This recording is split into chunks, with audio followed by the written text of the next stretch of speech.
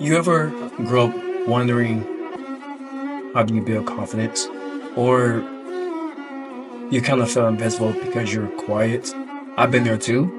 And in this video, I want to explain to you basically my life story of how I grew from that. I'm an introvert, but I grew from that more deeply introverted guy to the guy that you know today, the one that's talking to you on camera. Now, it all started for me. It all started for me growing up, right? I wasn't um I wasn't really a social person, to be honest. I was speaking to my mom recently about how I was growing up because I've been in the military for like 8.5 years now, and I like to look back at how I was. She told me growing up I was kind of weird. I was not weird, but I wasn't really wanting to go outside. I was a huge gamer, and my only goal was to join the Marine Corps. So the only thing I would do is game all day. If my stepdad asked me to go work in the car, go outside, I didn't want to do that. But I would game all day. I'll walk to the park, which is like maybe I think it was like 2 miles. Walk to the park, jog for like an hour or so, and then maybe go work out in the gym. Thanks to this guy who helped me out, Rasiki. I appreciate you if you hear this. But it was a good time. I think for me, the thing that stood out for me the most that I have a memory about was I remember when I got joked about a long time ago because I used to laugh without having a change face expression. Meaning that imagine my face right now. I can smile, I can laugh, I can go with the flow.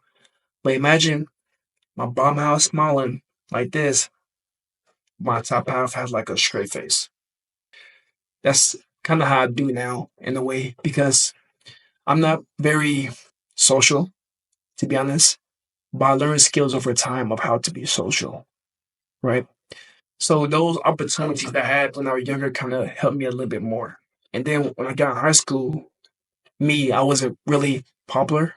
I was more of a middle of the pack type of guy, meaning that I know people know me, but I wasn't very like at the top. It's because I was in RTC and they know me for my outfit that I was wearing, my uniform I was wearing every single day.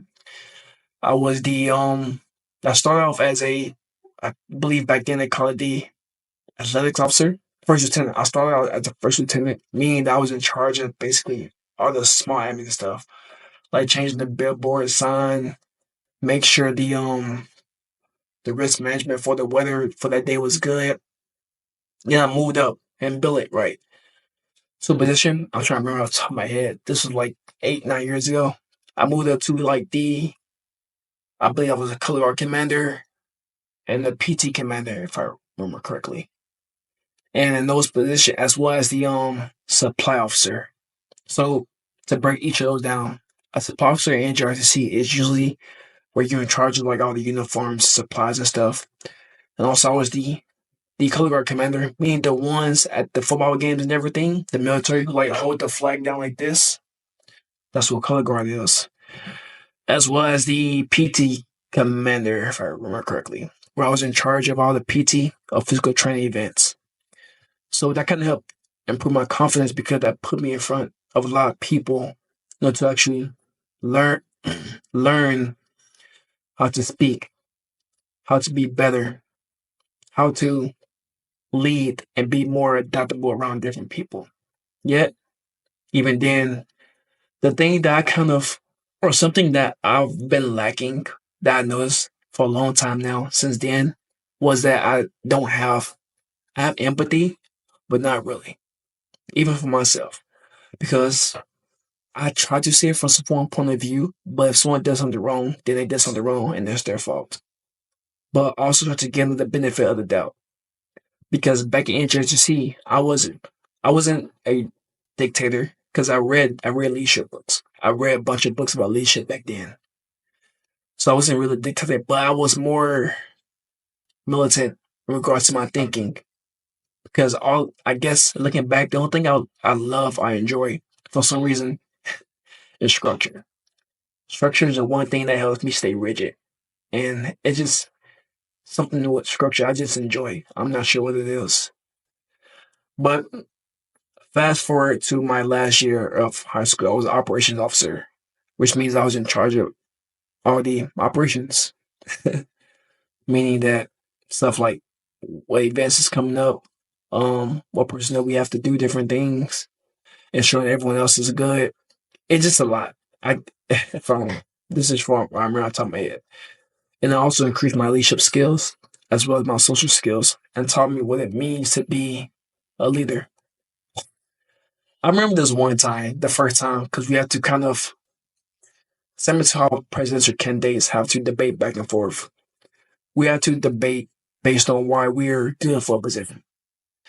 I remember the first time I was shaking. I was afraid when I was going for my first position as a first lieutenant, shaking and afraid. And it was just nerve wracking. I got it probably because there wasn't anyone else really. I'm not sure. But I was afraid. I was shaking real bad, stuttering my voice. But over time, I got better. I learned those skills. I adapted based on watching others, reading books, and just analyzing the patterns of others, of how they got better. Now, I'm going to fast forward to the military, right? When I joined the military, well, in boot camp, I was very social. Luckily for me, I kind of opened up because I had a bunch of goofy friends in boot camp who was roasting each other. Roasting me, you just point jokes back at each other, back and forth, which made the whole process of recruit training challenging. Yes, but it was also fun. It was a great learning experience, and I loved it because you're only a recruit once. You're only in that environment once where you have no access to your phones.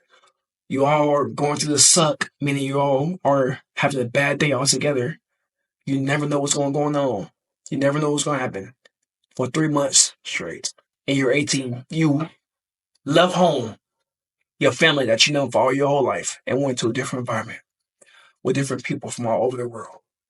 You only experience that once and never again. That's why that I loved it. It sucked. Yes, I had my moments where I fucked up. I got the platoon fucked up, but everyone did. I'm pretty sure. But I fucking loved it, man. Even now, as a senior register in boot camp. Well, I was before. I'm done now, but I fucking loved it, man. As much as I hated the grind and the process of myself going through it, it was a long term goal that I wanted to have of being a driller and a senior driller. But you never know what the grind is or what goes behind the job until you actually do it.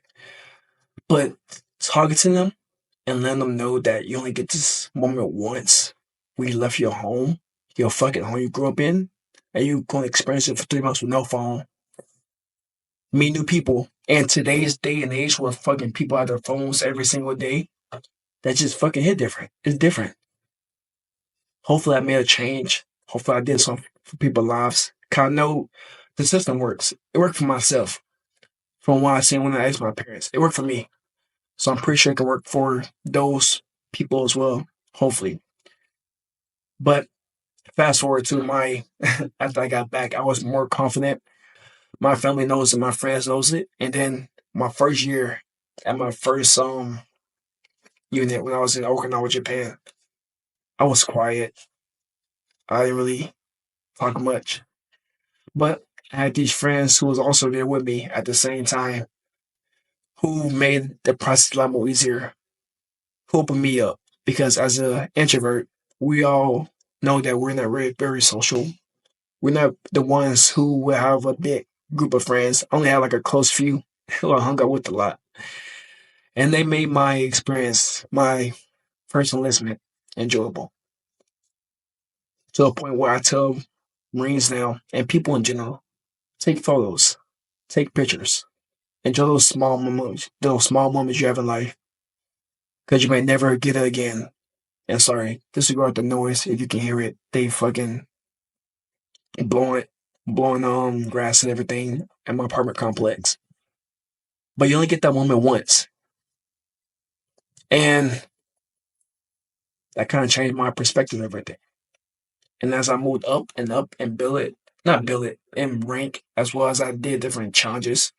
I went to Korea in 2017. It was a good time as well. And then after that, I got sent to Campbell June, which is North Carolina. had a great time there, and I got shipped to this air wing unit where I got exposed to different things, different leadership positions, which taught me the meaning of being social, how being social, knowing social cues, and taking the first step.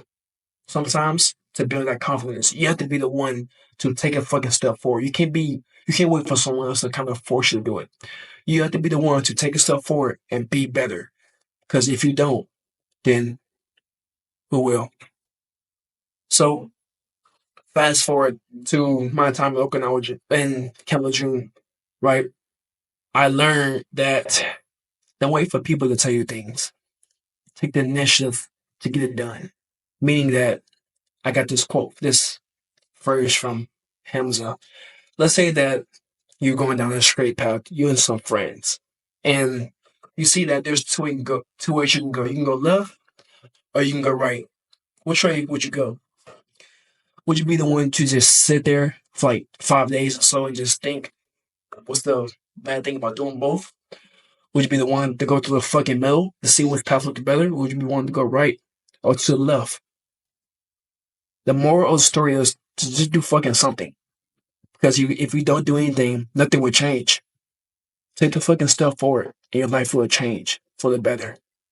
Now, to fast forward to now, those experiences I went through.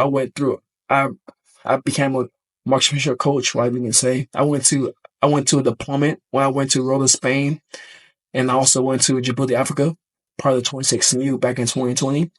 And now I'm a drudger, which I've pretty much done with. I've been in for 3 years. I started in June of 2022, and I actually finished in July of this year in 2025.